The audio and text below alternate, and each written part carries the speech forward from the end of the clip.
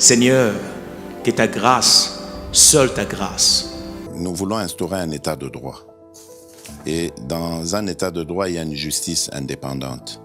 Ce n'est pas à l'individu Félix Tshisekedi de commencer à faire justice.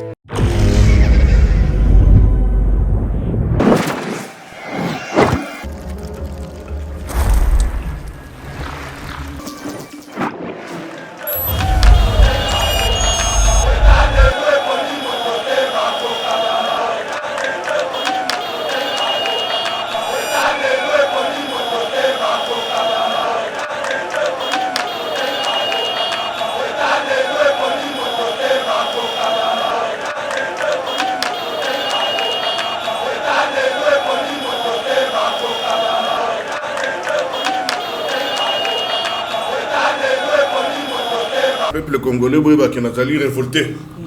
Très très révolté. Pourquoi? Parce que tu perdrais Moutou Oyo, Aïbaki ne Moutou. Asali Moutou Mabete, mais Azola qui s'en va congolais, ni au congolais face. Azor retracer l'histoire à Congo. On a intérêt à congolais. Azor Bunda po congolais nyoso, Agokakolia, ko vivre kitoko na kati ya Congo. Awa toko bomba mutute liwa via clarté babare vie cause nini proposition de loi ya Ndekonoël Tchani. Ici nous parlons république, on indexe personne, mais lorsque comme on tient sur la liste pour nous abattre bazana ngai bokokate mais ngai ekosimba te na ebisio ke yakindala biliaki ebiko. Merci. Ce n'est pas sérieux. Pourquoi nous disons ceci? Oui, maintenant, il n'a pas ça qui est quand même à l'objet.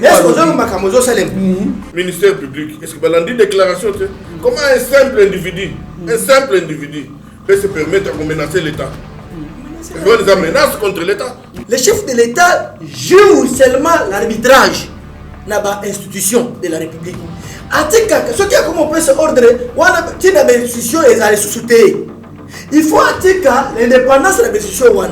Ici, je m'adresse à Sama Lukonde, qui est le premier ministre. Je m'adresse au numéro 1 de la police, général Amouli. Je vois la Kinshasa, on a vu Songo. Je m'adresse à ma service de sécurité. Vous devez bien faire votre travail pour sécuriser la population. Vous devez nous sécuriser. Chef de l'État, c'est là, ça ne peut pas non, ils ne peuvent faire ça. Il est le président de la République de tout le monde. Seigneur, que ta grâce, seule ta grâce. Nous voulons instaurer un état de droit. Et dans un état de droit, il y a une justice indépendante. Ce n'est pas à l'individu Félix Tshisekedi de commencer à faire justice. Bonjour mesdames et messieurs, bienvenue dans notre émission Éveil patriotique. Tous allez pour conserver bino par rapport à l'actualité oyazi ko le kanamboka ya République démocratique du Congo. Alors tokolobela bongo liwa ya kulutu na ngai on a bien le quoi papa Max Kadiombo Yamba oyebi na kotika biso banam kolo a lobby na 3h tokolobela pe lisusu Mae matali suspension na bongo na SCTP ex Onatra José Makila suspendi DGA bazali suspendi tolobela pe sous le président zambien à l'époque avec qui moi problème moko na mboka na ye mais ça lui a coûté cher jusqu'à tel point qu'il fallait qu'il sambisa eba luka bato qui impliqué Moïse quand tu m'étais impliqué beaucoup ka suite ya likambo après tokolobela pe lisusu ba licence ya ba expatrié nyonso ba importaka ba produit ya ba vivre frais consort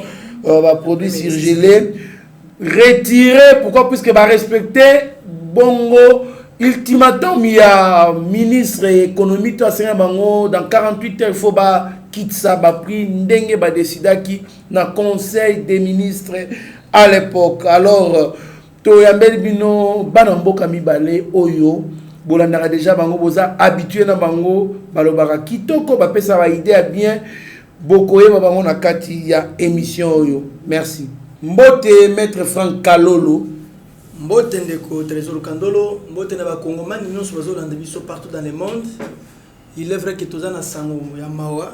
C'est pourquoi moni émission lelo et aux Olympiques ndambo ya kanda, ndambo ya mawa et c'est ngopende aux émissions lelo te. Pesi no mbote d'une manière générale.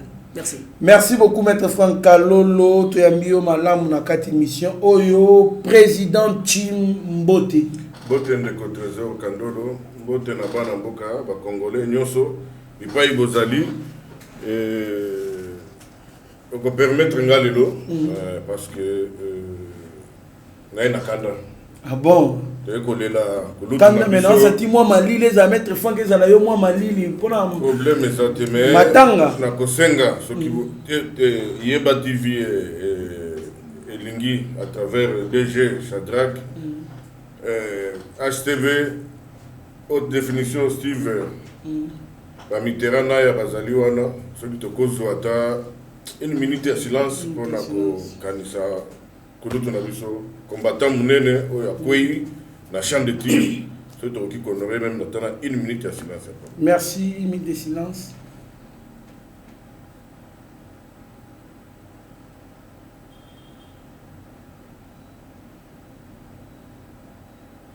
Merci beaucoup, Président Chim. Président Chim, tant que sango ya liwa ya kulutu na biso pona biso Max Kadiombo Yamba. Et puis ezali bongo précédé na ba menace o batana qui peut comme on a la liste à bateau bali koluka côté ya bandeko ya ensemble pour la République ya Moïse Katumbi o kakindenge. Tant on a lobby dans la Kanda, le peuple congolais qui n'a révolté. Très très révolté. Pourquoi? Parce que ton père dirait Moutou Oyo, Aïba qui n'est Moutouté. Asali Moutou Mabete, mais Azola qui s'en va congolais, ni au congolais faut ça. Azo retracer histoire ya Congo. Pour intérêt à congolais. Azo punda po congolais nyoso, akoka kolia, ko vivre kitoko na kati ya Congo. Mais les Congolais, entre guillemets, parce que ngati lelo et vous avez pas si il y a que comprendre que papa Nabiso Kadiombo, Kolutu Nabiso, a koufi na loi normal parce que yomo autre que le awat avant koufa ba menace ezalaki ba cambriolage donc ba makamunyo se mona ki ke mutuana il fallait commettre hors d'état de nuire. Alors ce qui dans la Kanda c'est pourquoi? C'est pour dire que oyo basali ezali o ba bengaka komeka. Mais moi, je vais me poser la question. Dans le pouvoir, nous, c'est le cas dans Mboka. Est-ce que tout ce monde parti dans le pouvoir, parti politique, est allé en place et perdre de bâtonner moi? Vraiment. Mais pourquoi quand il y a biso? Parce que tous sont tolérants. Quand nous venons parler ici, on nous taxe de tout. Des fanatiques, des tribalistes, des talibans, de tout ça veut dire des dialolistes et batoyo. Si quand on les a dialolistes et tribalistes à Koufi. Na tikali kongo na mutu aleki na télévision te pona koloba to te jaleliste akufisko jaleliste on akufeli nini yo congolais ozolanda ngai bipai na bipai il est grand temps olamuka o comprendre joto bundi to kokota na lit oyo ya IDPS oyo père fondateur na biso ezali po mboka oyo ezala bien pour l'intérêt à tout congolais. Alors soki yo ozovanda pona to ba intérêt to ba miette onga na lobaka o banda ko concevoir basal besogne. Et puis moi je me pose la question, Nazo Zela, j'ai fait confiance à la justice, Nazo Senga le ministère public, parce que parce que c'est l'homme sous ces belés, ils poison de Akoufi. En tout cas, poison ou pas poison, mais Koukoufa naye, indice est précédé Liwa naye, et qui déjà, il y a na nature moko ya suspect, une nature suspecte. Donc, lelo ndeko Kadiombo Koufi na ebité a gagné nini na liwa na ya sali. Sauf que en tant que Congolais, en tant que nationaliste, moi na mboka o alingi mboka na ye, moi je pense que lelo pona ngai baza bato il faut bakota na kati ya légende ya mboka na biso. Merci. A Koufi atiki famille na ye. Et moi je pense que l'état congolais y a servi état nan makambo na ye et nazosenga awa solennellement soki bana na ye bakokoma mpe bakosala mpe parti ya bapipi ya mboka oyo. Merci beaucoup président. En plus nazoloba lelo kulutuka diomba kufi lobi ekozala nani. Bon, liste des amours. Tozana besoin. La liste on a yeba TV pe ba répéter. Tozana besoin. Congolais nous sommes à la sécuriser. Et surtout, bato bazako décrier, dénoncer. Ba mabe belé o yesalama. Tant bato na sala mabe, bazako kabula na bisote. Mais pour l'année, les gens qui ont dénoncé pour l'intérêt congolais, ils ont des photos comme cible. Mais moi, en tout cas, ça m'étonne. Nous demandons, je demande solennellement la sécurité à tout Congolais Bipa Yazali et en particulier Bapandi Sango Bato Bazoya Pona Kolaksa ni ne sala que Congo Zalana difficulté tilelo. Merci beaucoup président Chintozong Elayo. Maître Franck Kalolo Zali bon juriste de formation au yebine makambo le kakao yebine banquette ça les maka. Papa Kadjomala qui mutu oh yo moko personnellement d'ailleurs que soit né mingi puisque vous avez ko sanga des fois ba conversation na bino tango yoka ki liwa Papa Kadjomo et surtout qu'il y a qui visité par des bandits au bazwa qui archive nyonso ba document tout avec nango ba carte mémoire ba ordinateur bazwa ki ba caméra makamune tout avec c'est nango émission ba kinda kinango pe ba kebisa ki makasi après cela toki kaza gravement malade pe akufi. Réaction dans les lignes et puis en tant que juriste ni on dit ko bongisa pour nous bien liwa ya kulu tuka du mauvais max eza liwa moko epesi bon personnellement epesi nga kanda et ko pesa nga mawati pour son azana ma c'est-à-dire je peux manquer de réflexe pour na yeba quelle est l'action réconventionnelle ko zongi sanaka banguna parce que ça est comme une habitude bato babomaka bango bongo musolingo telemeleka lo babomio kulutu azaki c'est un Congolais d'origine de père et de mère ndeli kam ya mwana mutu nyonso aza Congolais akosala ka banalise na mboka na ye pe osala mo kitoko sans tâtonnement yi azozo inspiration nzambe misusu ya bakoko na ye mais on n'a pas compris Kulutu alobi makam. Et après l'analyse na ye, ba yokote la ye, ba botole ye, ba beta ye, ba sala nyonso. Dans une république net Congo, un état oyo tozo prôné pour que comme état de droit zanakati. Et ça lui passe d'une part aussi le gouvernement de la république. Et ça na responsabilité, une part la responsabilité.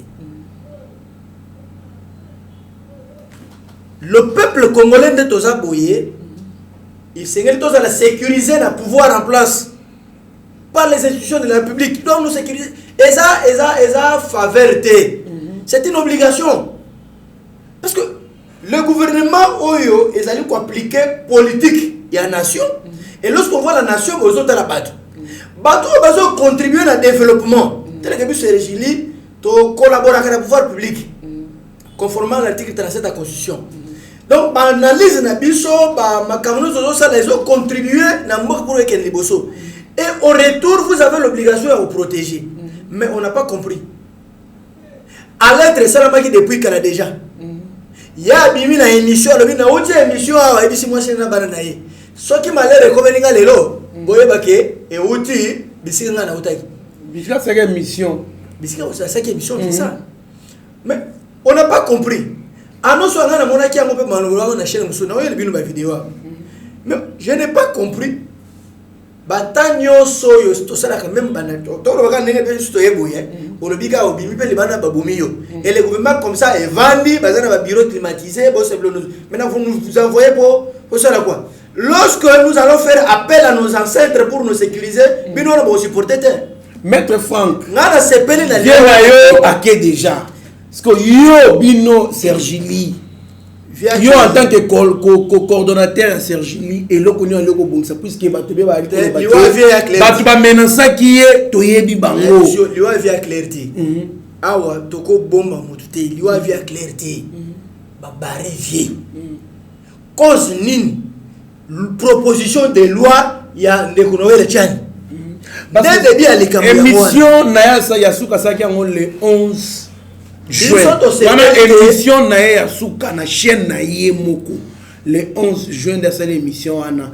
Alors juste après émission Zao Lobela les plans Katumbi souffrent. Abimisa qui va s'écrire à un extrait, il y a vidéo, il y a grand frère des pères, il y a Moïse Katumbi.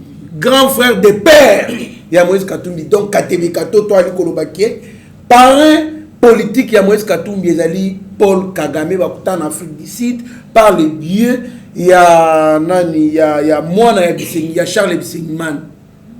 Juste après ça, Bayeko rendre visite na Babandi. Après maintenant, c'est la mort et on nous parle du poison. Maître Franck Kalolo. Vous savez, nous là. Oui. Nous là. Je suis trop clair. On n'a pas besoin de Bisengmani, Banani, wana tout. Awa, eza likambo ya batu oyo, babomiye. Et uti wapi. Et uti kaka na banalise na ye, point de vue na ye, na proposition de loi Noël Chan. Maître Zobangani, baza ko menacer, bacha ko mona na liste, baza batuya ensemble. Mais il y a une sauté. Mais t'as une proposition Noël Chan. Qui s'agite. Et ça bataka to bide. Il y a Moïse Katumbi. Le yomoni déjà parti politique ni et télémilika moi bazo no mabe. À part batu ya nini akato. Bati ndi garçon na bango nani oyo nani o Jakinda. On se comprend. Mais est-ce qu'on a droit n'est pas déclaration Jakinda Sarakiwana? On a droit à une infraction qui est tirée dans le Monica infraction qui est fondue. Moi je vous informe. Jakinda le lundi. Sergili Ngai Maître Franck Kalolo. La mission soit à Sergili. On dépose une plainte au parquet général à Yamateti. La 4e contre Jakinda. Ce n'est pas pour ça qu'on n'est pas là. On n'est pas là. Il y a une infraction. Mais avant dans la Bible, il y a aucun parquet en Jésus. Mais quand César est sorti à moi, il y a tout ça dans des parquets généraux. Gombe na matete. So talisiko resoro ya Gombe, ça balingwana, banini oyebo bakalamu oyebo. So comme déjà les mettaient na ngambo kuna et keicha ngukuna batinozo wana matete. Je sais ce que je vous dis. Hier ezako na makambo baliwate banite non. Il a tenu des déclarations incendieuses. Net ma déclaration qui a rappelé Baimbo Kabaye déclaration. Non. Lorsqu'on te promet déjà que l'homme est toujours fondé, lui-même saura les motifs. Tant que vous lundi, lundi, vous plainte toujours déposé contre Jacqueline Dala. Mais tu peux pas sécuriser. Mais c'est le rôle du gouvernement congolais. Merci beaucoup. Et puis, il y a des choses comme Moko. Il y a des choses comme très bien. Pour croire que Batouana bazana monopole ya koboma batu. Et seulement bazana monopole à mon batrios. Mais fille, je te dis une chose, tu as un moi chef Koutimi. Et il ne faut pas énerver les ancêtres. Il ne faut pas énerver les ancêtres. Et dans un mois chef Koutimi, il y a Wapite, il y a Kassai. Je te dis vrai. Moi je suis différent entre chef de Kassai et chef de les esprits c'est différent. Les esprits c'est différent. Alors il faut faire très attention. Parce que ici nous parlons en République. On n'indexe personne. Mais lorsque comme on a sur la liste pour nous abattre, on a beaucoup de mais Naïe et Kosim Bater na ebisio ke Jacqueline Nala Biliaki ebiko. Merci de lundi. Ce n'est pas sérieux. Pourquoi nous disons ceci? Oui, maintenant, il n'a pas ça qui est ça quand même à lobby. Merci.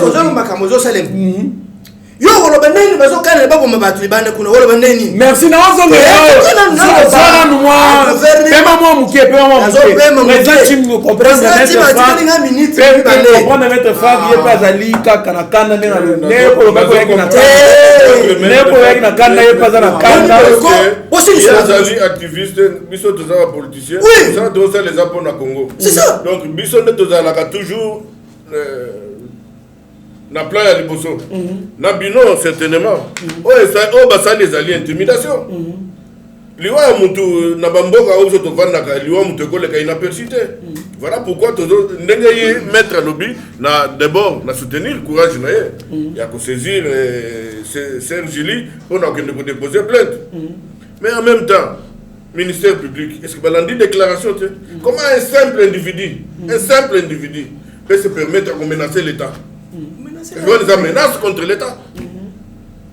Donc, à ce qu'on incite Batou, pour troubler l'ordre public, à ce qu'on menace Batou.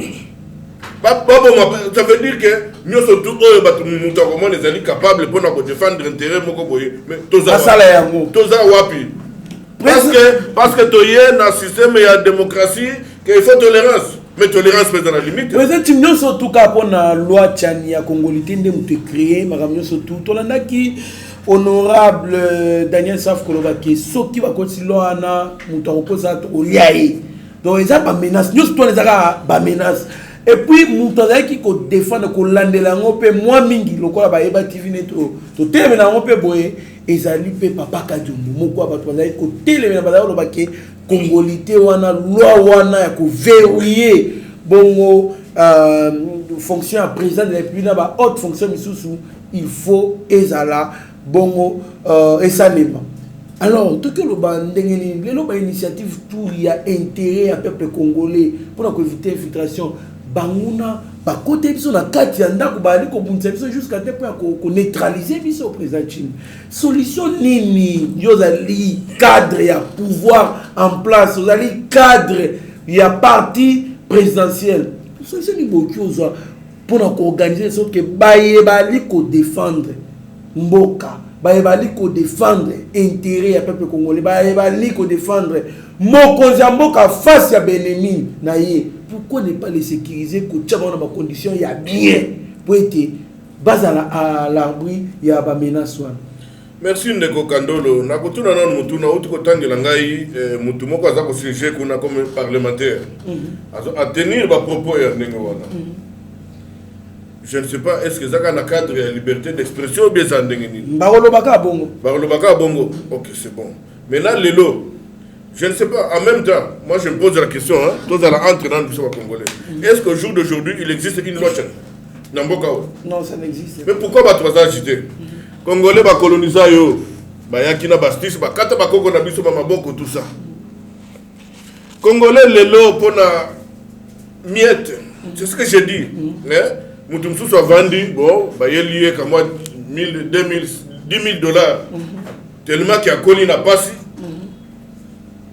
Papa, nazoli nga koloba mingi te parce que na koloba mabe, mais il faut na loba quand même. Yo ye pour na soutenir le pouvoir, natika na bato bazo menacer pouvoir. Yo zali ozawana, likolo intérêt na yo. Oza ko sala l'assemblée soit disons soutenir le pouvoir mais ozali ko accompagner bato mususu lobby bazo balukela yo. Na ote koloba na émission asuka awat. Union sacrée. Je l'ai dit, hein, parce que Naza démocrate, je souscris la volonté de la famille politique. Mais pour Naza, si attends mon quête, parce que les lois qui te décrier mort, il y a Kouloutou Kadiombo, c'est parmi les top sur tout au monde, quand il y a une union sacrée. Parce que vous savez, nous sommes Yozali au salaire pembe na président. Mutu oyo azoya na makanisi ya malamu. Yo lingi à côté pas président to a proposé pour ceux qui à côté ba komona que yo sala ka côté. Yo vandi. Mais si ko batu o bazo kufa ya on a tuni sur cette question a on a lobby papa ka dombolelo a kufi. Avec tout ce qu'il a à faire comme travail depuis n'est toujours pour sa pouvoir a gagné ni. Rien du tout hein. Rien du tout. Yeba TV na lobaka tous les jours. Na lobaka tous les jours que en tout cas ceux qui mutu na no kufite c'est là où il faut qu'on reconnaître hier. Na uti ko senga awa ke bana ya Ndeko Kadiombo baza la reconnu awa comme ba pipi ya nation. Donc c'est pour dire quoi? Mettre uti ko loba awa rôle munene à l'état. D'abord les ali rôle ya ko sécuriser population na hier. Mais chef de l'état a tieba moyen nyonso pour mboka za la sécuriser. Mais banane ba ça la que désordre ezala. Ce sont toujours les bateaux bazali en place qui sont encore qui n'ont pas compris que esprit à chef de l'état que système oye boma ki mboka depuis l'ère de l'indépendance et zolinga ko continuer til elo. C'est le système là qu'il faut qu'on télémé là. Voilà pourquoi moi je veux aussi appuyer démarche à Serge Julie par rapport à Yabanti Valère Rwanda. Parce que nous parlons aujourd'hui des antivaleurs. Donc, dans le sein de la bao bazo mona, bao bazana misoude, bo fungula misu. Dans la famille politique, tout comme partout, ceux qui te l'ingimboka, il faut tous avoir objectif. Et puis, mérite à Moutou, il faut qu'on reconnaisse Yango. Tant que Yayo bazo reconnaître, il peut reconnaître Yabaninga. Les autres, Tozoloba, net na lit na biso awa. Ceux qui ont la carte, va neutraliser. Libanda, va neutraliser. Lit na chose à la valeur. Déjà sabotage, tu vas saboter, les alliés intimidation, et là, ce qui est l'équipe, et vous allez m'abé ma casse. Donc, j'en ai 5 vraiment dans mon Kozamboka, Atala, bateau, bateau, risqué vie na bango. Pourquoi organiser ta rencontre, mon boy, tout va défendre mon Kozamboka, Bakutana, Basolatana, cadre, mon boy. Il y a beaucoup de sortes qui ont pas précaution parce que c'est pas normal. Tout le monde a un moment à Kabila, tout ce qui parlait au nom de Kabila, qui bien sécurisé, président Chim. Mais c'est quoi, je sais. Donc, c'est comme si mon Kozamboka est ponaillé, donc c'est déjà acquis. Donc, a commis déjà, or que médias pesants, l'importance de l'homme Moïse Katumbi, presque tous les journalistes, majorité, en grande partie, Bazanaye. Pourquoi? Puisque à Sali partout le moyen des autres qui va dans Ngambo nae. Pourquoi on Kozamboka pe a occupé ça la teke azape na bato oyayi oyo donc a ozape soin na bango de sorte que ba na ko défendre bien. Tout il faut qu'à intervenant comme l'état critique net yoki que papa ka dioma comme un état critique ne va traiter ceux qui na cité de l'OIA, c'est pas normal. Ndeko Kandolo mboka na mboka za na mikonzilango. Biso bana miketo mona régime à Maréchal Mobutu. Il avançait avec Oyaza Obenga, ma compagnon à la révolution. Tout le monde y a fait les yeux, et il y a un bakadogo. Comment kaka pas na biso, il faut kaka, il faut to sangana, na bato e bazar a besoin de que baya ko sali sa biso, bazar besoin baya ko benda biso le quoi ba crap. Ba benda mkozamboka le quoi ba crap. Comment se fait-il aujourd'hui de perdre temps pour interpréter proposition de la loi et pourtant institution mobimeza wana pona yango? Or il y a des actions très concrètes au chef de l'État Zosala pour le bien-être, pour l'intérêt du peuple congolais. C'est là où ça commence. C'est pourquoi j'ai dit que je qualifie la mauvaise foi des Congolais à travers l'agissement, l'acte de Bissomongo parce que Tolingi Mboka Ote, Tolingani Petit. Merci beaucoup, Président Chim. Maître Franck Alolo, Yoali Moutou, Moko, Soki, au pointé Moutou, c'est que vraiment Moutouana, Arobi, Katena Mabogona, Tomona, Awa, qui ça, les militants, ya PPRD, Oyo, d'ailleurs critiqué Mkozamboka, Oyo, Henri Magie, au côté de Boloko, l'infraction à ça, là, au fond, à côté de Boloko, Tomona, Barnabé, Milingano, à côté de Boloko, Yom, to Fundaraye. Lelo s'est décidé au funda Jacquindala. Maître Franck. Aux assir que Bitumbo bani parce qu'il y a lobby prêt à Pibiabi prêt à Zotambola prêt avant d'arana Bibois à tout moment partout azali de Yakobongama. Donc so yé au kutana nonae muto bangi sepe muto lengi c'est azate. Donc liatonda ce qui va katongenge yaka. Moi, je vais mettre Franck Alolo. Aux assures que Bitumba aux entamé, il y a des pauvres gens qui sont de Kandolo. Balance à défi la justice. Justice, c'est aller pouvoir ou arrêter le pouvoir. Bako sauter. Ata aux angangandengini. Justice, il n'y a pas une chose que les Congolais peuvent demander ou peuvent demander. Pour un Congolais, un individu, mais tous les Congolais peuvent demander qu'on les kakimia. Pendant que Batouazo raisonnait, parce que la Makamususu, Moke Keneliboso, Yozo raisonnait qu'on bonga batu. Yozo raisonnait qu'on lance un défi dans le gouvernement, un individu, dans l'État. Tu veux paralyser les institutions de la République, toi, un individu, et nous on te laisse comme ça là. C'est relié à ces attributions. Nous avons nos objectifs. Nous, pour vous assigner justice, on n'a pas besoin d'aller chercher un mandat ni un chef de l'État qui dit non. Nous avons nos objectifs. Nos statuts sont publiés au journal officiel. On se limite à l'objectif Nabiso. Nous dénonçons et nous saisissons la justice pour tout comportement contraire aux lois de la République. et portant atteinte à l'autorité publique. Ça, c'est un comportement contraire au loi de la République. Comment un individu peut se permettre, au commis, au lobby, nous sommes ensemble. Bon, président de l'Assemblée nationale à lobby, wana ezali combat, largué déjà pour la Mokonzi Nabiso Katumi. Chef Nabiso a pris son mandat ultimatum. Moutounion tout bisika azali, azala prêt, pe azala nyonso koyela ye na mutu. Ah bon, nyonso, s'il faut au bon, mais faut au bon. Ça c'est très grave. C'est bon? Très grave. Maintenant, le ministère public va lui poser la question. Oyo Mokonzi na bango ayebisaki bango ezani. Nini oyo koyela bango na mutu. Pour basal. Maintenant il dit azamwa na mobali bakata yengenge tout ça. Est-ce que vous trouvez ça sérieux pour un homme qui réfléchit bien, un homme responsable peut tenir de tels propos? Tala. Même dans la toilette hors de les aragas. Hors de les aragas. Non. Bateau, au moins les plus bazana indo sacré bakotuana. Y'a bien ça bateau. Proposition ni amalongo basali. Pour moi quelqu'un de bosso.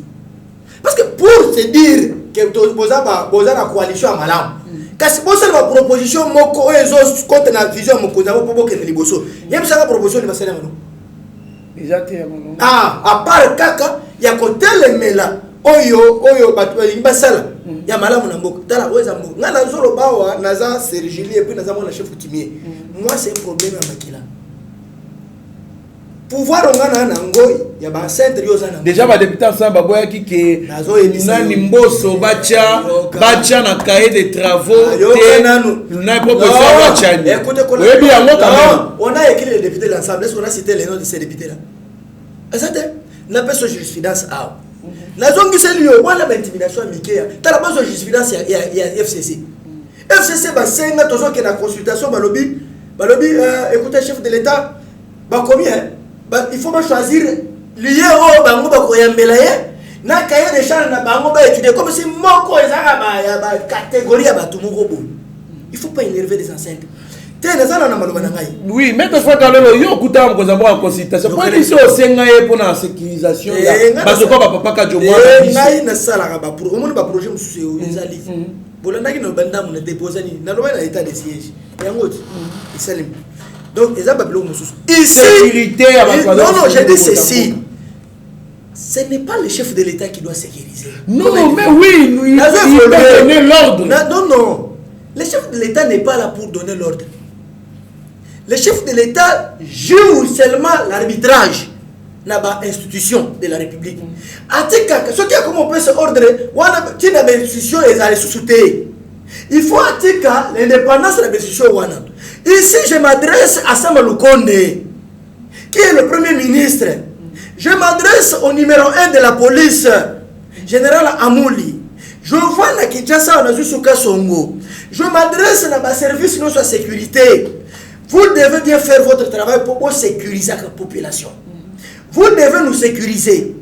Tant que nous avons le chef de l'État, c'est là, ça ne peut pas tourner, non, ils ne peuvent pas faire ça. Il est le président de la République de tout le monde. Mais ça fait partie des stratégies. Oui, ça fait partie des stratégies. Parce que partout tout le monde ça s'est fait. Qui va maintenant faire ça? Ce sont les services, ce n'est pas lui. Ce n'est pas lui. Parce que chaque service est basé dans la ligne éditoriale. C'est donc que le service n'est pas lui qu'on travaille pour l'avantage. Non, je n'accuse pas ici service Yayeke, parce que travailler l'avantage n'était. Ici, je dis de renforcer. Ce que vous voyez, parce qu'on n'acceptera plus que tous allons défendre un mot comme Mabomio. Mais c'était une perte pour la République. C'était une perte pour la République. Allez-vous accepter Batoubaye, Bokangi, Bango, Bobomi, Bango, et vous acceptez ça, nous allons cautionner ça. Parce que ça sera aussi le cas pour moi demain. Le gouvernement, avant que le pire n'arrive, sécurisez-nous. Si vous ne voulez pas nous sécuriser, ne nous poussons pas que les esprits, les ancêtres commencent à nous sécuriser. Là, ils ont mabé. Là, ils ont mabé. Et s'ils sont distraits? Les ancêtres qui il ne faut pas me parler. Ne me poussez pas. Je vous dis ça. Ici, ça, c'est la République. Moi, je vais tout seul aventif. Il y a un théâtre traité. On ne peut pas prendre tout de suite à la mission de ce théâtre. Ce sont nos vies. Au Congo, on ne fait plus encore de valeurs actuellement. Ce cas, l'union de valeurs, menacé yo, est-ce que parce que hier vous avez rendu les Congolais pauvres et que bino boyibi misolo ya bomengo Congo bosu komi na mbongo, c'est pour autant et puis c'est bino pifouya bobo makaba Congolais nyos. Donc pour défendre votre patrie et c'est que nous allons en bon. Vous voulez me dire que l'effort veut primer sur le faible aujourd'hui? Merci maître Franck ensemble. Merci. Amener pouvoir ensemble wana. Merci beaucoup maître Franck Alolo ezali pasi mingi.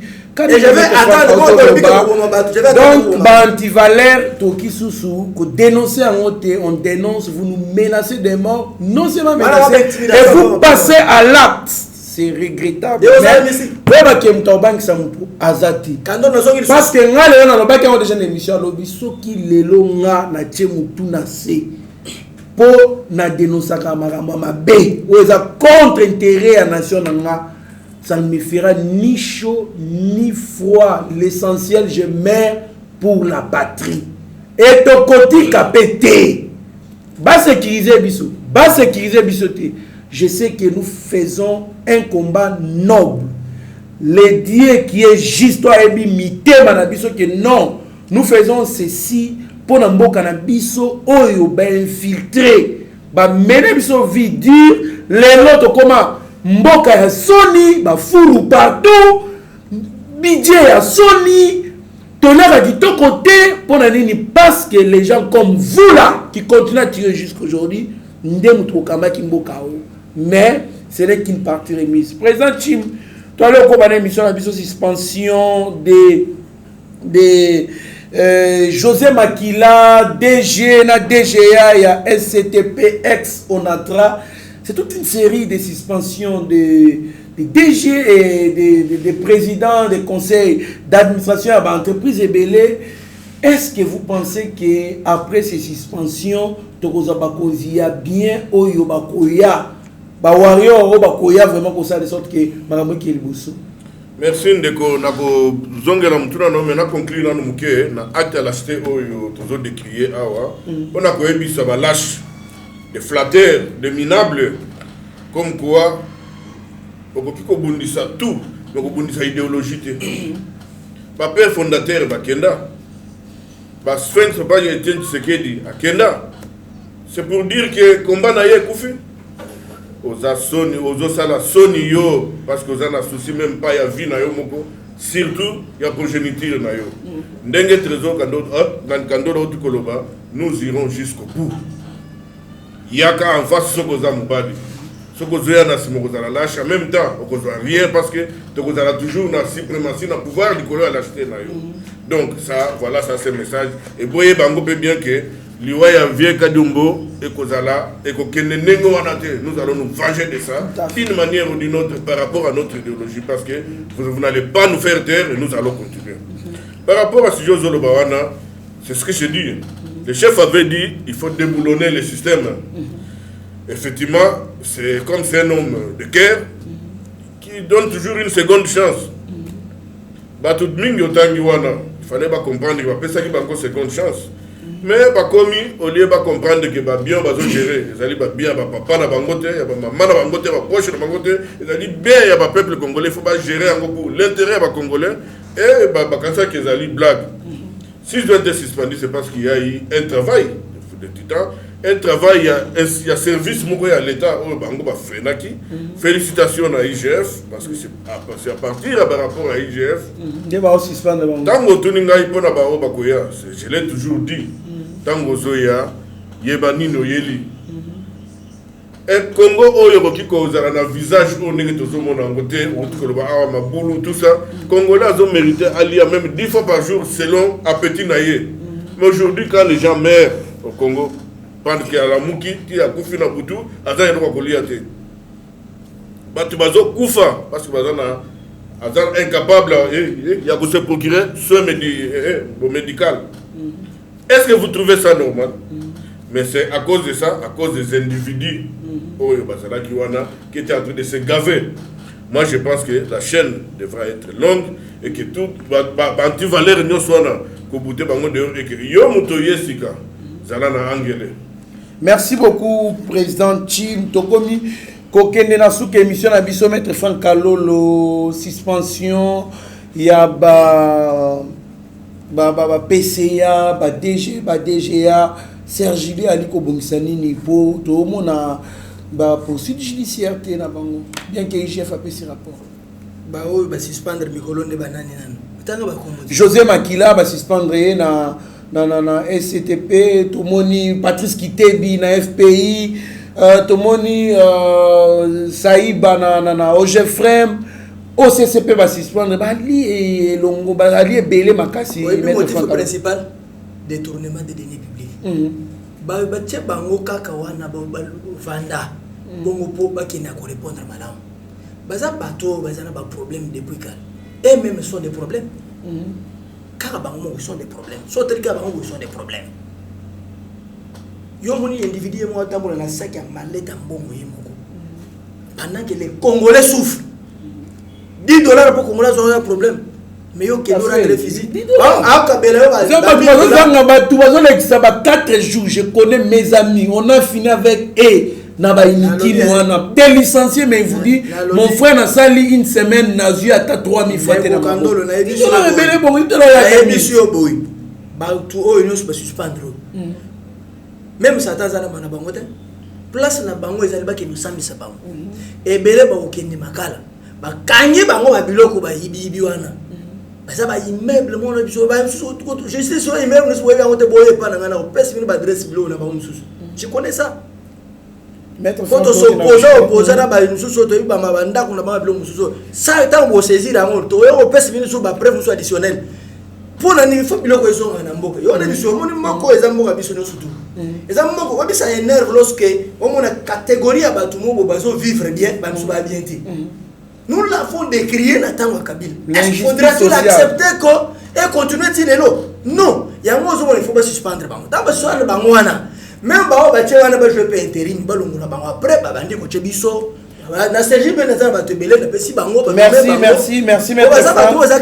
merci maître Franck. Avant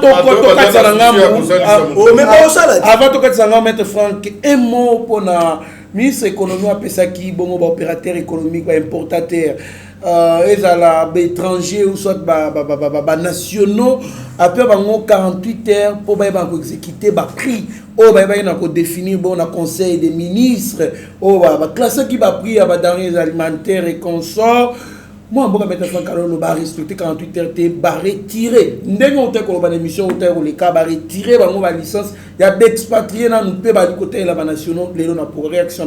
Bien, ngana senga qui va retirer. Omoni fait quoi on est en Wasbel. On peut retirer bango quand une autorisation fonctionnement ici ni malamu. Ba licence wana pour botoli bango. Bona kati na bango wana. Il y a des individus au baza va collaborer avec les expatriés. So ba tia bango ba biloko ba associer, ba associer. Na ba frère bango wana. Donc bazo continuer kozana na même mise ici biloko wana. Ce qui a solo ba longo ni bango ba retirer bango ba licence et au CPLC biso. Mais non seulement au CPLC biso mais à ce moment-là, le gouvernement maintenant il faut avoir une mesure préventive. C'est-à-dire quoi, yemoko a signé ba convention libanda ba contrat tout à pour fait que ba même ba vivre. Et la moque ba inonder ba marché public nous soit monde que ba aventure nous soit aussi. Merci beaucoup. Mais ce que pour la ministre merci beaucoup. Soit qui ba yo connaît. Merci maître. Là si c'était 10 minutes. Mais ministre. En un mot maître Franck. Oui, en un mot maître Franck. Ce qui va retirer bango ya solo. Wana za malamu. Ce qui va retirer bango ya solo te et que ngonge ici l'équipe va tosi 48 RT. Ministre de l'économie a démissionné. Merci beaucoup maître Franck. En tout cas, il y a un côté pour la rigueur makasi président Chim Batouana bali batoumo boye baso babilo na ba Bénin ba Namibie na moins cher. Mais quand ils viennent ici bazoa ka pourcentage ba 200%, 100%. Ba kitisa prix balingo kitisa te. Mbolongo carton comme à $10, bango balingi te. Carton zaka ba $37, $50. Réaction no ya lindenge nini? Ah ba retirer bango ba licence pe ba kebisi ba nationaux bango tina poko. Réaction est simple. Il faut que l'État congolais azonge la kosala musala na ye. Tout simplement parce que tout a été défini. Mboka na mboka dans la législation nango. Ndeko nanga par rapport au ministre économie mais azali na pouvoir nous pour faire réguler Voilà. Bah prix il y a bamboka oyo na ba domaine nous c'est ali champ d'application na yé. Pourquoi c'est la makate? Parce que le système à pouvoir le kaki liboso c'était comment? Parce que le pouvoir on est le kaki et kangaki économie ya mboka na maboko na bango. Tout ce qui est économie introvertie d'abord. Ça veut dire soko tali ba feki wana na ba société oyo ezokende wana soko tali yango ba commanditaire, ba sorcier, c'est toujours nos propres frères. Bisomoko. Donc bato bazokanga économie ya mboka pona profit na bango. Ba préférer baka bola kutu na ba bato ya libanda que ba laisser bande ko na bango. Il y a pas à tergiverser, l'état est là et tout a été défini parce que ba loi est dans la mboka. Donc comme que l'état effectivement dans ce pays que l'état lelo a dû se remettre en question et que obligatoirement il faut que les choses aient seulement dans sens à l'état parce que l'état zawana pona population na ye l'état zawana te po ye conforme non quand tu es responsable surtout dans cadre d'administration il y a pas que ça moi na musala donc ça la nege batindi yo ko kendo ça la volonté na yo te voilà pourquoi moi j'ai confiance je me dis il faut que l'état se remette là-bas obligation. Merci beaucoup, il y avait beaucoup à parler, malheureusement le temps nous a fait défaut. Maître Franck Kalolo, mot de la fin pour notre émission au Poyo Zanabarigia Makasi. Si on a dit mot de la fin, c'est quoi qui vous a facilité ou non? Mot de la fin pour l'émission. Ah voilà. Dans la caméra, on a yebisa l'État. Yo yebi babilo quoi l'État. Zong c'est un état gendarme pour la sécurisation à Bissau, peuple congolais. Zong c'est un état providentiel pour l'état providence pour na badamas babiloko et consort de sorte qui est banako bénéficier na moi maelo kopesa ce qui va mettre en pratique. Na sengi na congolais nyon surtout tous à la éveillé, tous à la vigilant parce que tous à kana mboka oyo mutu wa ko intimider biso azati mais pour na ndeko Jacquindal Serge Gilles ont saisir parquet général près la cour d'appel de Kinshasa matete lundi au yeb infraction commettre. Donc quand tu as paralysé la République mobile ba déclaration na yo mo incendiaire ndeko tu es congolais comme nous avons un monopole à sauter. Si tu défends ce que tu perçois, mais vous devez savoir que les Congolais ont besoin de moi makambo échanger pour que bango puisse bénéficier. Quand toi tu bénéficies, tu ne partages pas Congolais. Mais si les Congolais pouvaient tout le monde a bénéficié, au moins qu'il y a l'équilibre. Nous avons besoin de l'équilibre. Nous avons besoin de paralyser tout. Chef de l'État, gouvernement, vous devez nous sécuriser. Ce qui gouvernement est sécurisé sur les Congolais. Surtout, biso tozo lobela moka pour que moka ken liboso malambo démissionner. Malambo démissionner à ce moment-là nous allons faire recours aux ancêtres. Parce que nous, on est 100% Congolais, les ancêtres nous écoutent, ils peuvent facilement nous sécuriser. Donc, Babylon, pourquoi intimider Moutoumoko Azati? Ils sont à côté de Binoté. Nassili les lots. Mais l'objet de Bozong et le Bino du Sous. Merci beaucoup. Joyeux anniversaire na Grâce Masengu Kalala de la part de Steve Konde HD, le petit génie. Des bonnes choses, sois prospère à tous égards. Présente à la caméra Steve Konde HD, le petit génie na Shagio Chudi Meshak au PC la Malobano Yassou. Merci beaucoup Ndeko Trésor Kandoro, merci beaucoup Meshak na Moussa Dozo Sala. Moni esprit à relève, esprit à partager au Ezakanaïba TV, ngai nekela kanga en tout cas félicitations. Félicitations à Moussa Dozo Sala. Donc, pour la raison de la Makamna Zoloba, quand je regarde, j'ai de la honte, la consternation en tant que juif. Il y a comme on a qu'aujourd'hui, yo de Konangaï Jacquindala, parce qu'on utiliser le logo la moine mouké, mais tu ne comprends pas. Parce qu'on utiliser parce que vous pesez, non, parce que tu n'es rien. On t'utilise par rapport à l'origine nayo. Kanissa. Nous n'avons pas de problème avec Bande Konabiso Katanga, nous n'avons pas de problème avec, mais ce qu'on t'a dit, pour vous comprendre, maintenant je te l'ai dit, dans les côtés de la profondeur, peuple congolais, ça va témoin Bayoka. Mais on va te fragiliser parce que tu vas continuer dans cela. Donc, aujourd'hui, comme elle dit, Kadiombo, moi j'attends justice d'abord. Et c'est la biso banane qui est attaqué. Et tu y a cause de l'Iwanaï, parce que cause de l'Iwanaï, le bien clair. akufi normalité, akufi parce que ba menace ezalaki, ba menace na ba forme nango ebele. Donc on a consulé ça, mboka o eza biso. Nous sommes des Congolais, nous allons tout faire parce que tokota na ba opposition na ba IDPST pour la complaisance non tokota yango parce que les lots nous sommes des victimes, il y a système. Tobandi kokola, mais nous ne souhaitons pas surtout moi que progéniture nanga ba ya ko mona ba pasi o biso tozo mona lelo. Donc c'est ainsi que nous sommes là. Et en passant, je vais informer Yeba TV que Madame Oyo Akenge Lagabana a commencé depuis lobby. Azana Bissona Mabele, Madame Inès, bienvenue. Tout à l'heure, là, il faut mettre un tour lié à Tamantaba parce que Moussalo Sali est belé. Et puis, donc, Petit Balondo, toujours à la pointe. Chikito, en tout cas, Bana ya Poto Nyoso, surtout Bino Bato Bozo comprendre de Bande kwa Poto. Naïb Sarabino, hein. 60 ans, la monite, combien de donc, bientôt 60 ans, donc de 50 ans, comme Tato, combien belé na Poto. Mais, avenir ni Nezakuna. Mboka Yango. Quand vous ne comprenez pas ce que nous sommes en train de faire. Aujourd'hui, Kadiombo est un fanatique.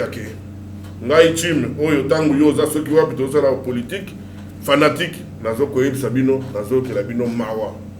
Tout ce que vous savez, on est surtout au Bundelaki, Yango de Salema. Mais subitement, vous n'accompagnez pas. Bozo Zelanine, Bokeba, Nasukiwana. Merci beaucoup, Président Chim. En tout cas, maire Palais, Moba Kitina Terre. Donc, Neza Penza Royinda Pena, Maman Inès Tika, et si vous allez vraiment bon séjour na Mboka na yo, Mboka ya Bakoko. Merci beaucoup, Nabatunz Touranda Kibiso, les alliés Singomakasi à partager. Plateau na Baimbo Kami Baleo, Bazaka, trop attaché, Namboka na Bango, Balingaka, bonheur.